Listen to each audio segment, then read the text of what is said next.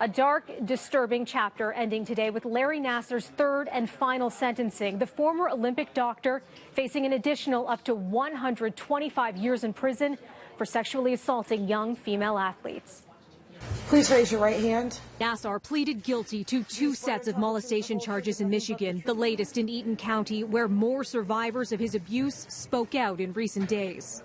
I was sexually assaulted by Larry Nassar when I was 9 and 12 years old. Because of your decision to molest me, you have caused me so much pain in my life. After 156 women came forward to share their heartbreaking experiences in Ingham County over the course of 7 days, 48 new voices emerged to speak here in Eaton County, and 12 women spoke in both counties. These women shared raw, emotional testimonies of not only what he did, but what effect those acts had on their lives and those of their families. The abuse took place over the course of 2 decades.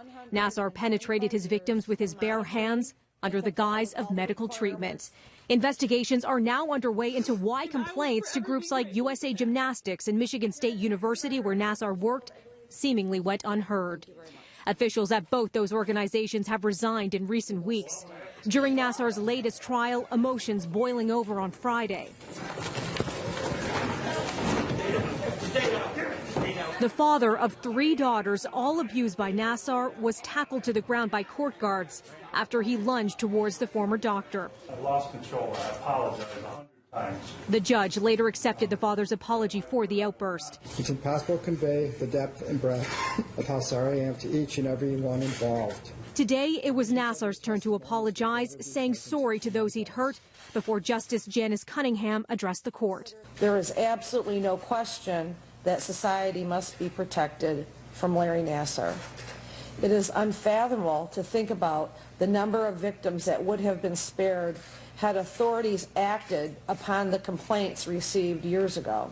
Rachel Denhollander was among those in the courtroom for today's sentencing. She was the first woman to go public with allegations of abuse. Last month, Nassar was sentenced to up to 175 years in prison for sexual abuse, and he's already serving a 60-year sentence for a child pornography conviction.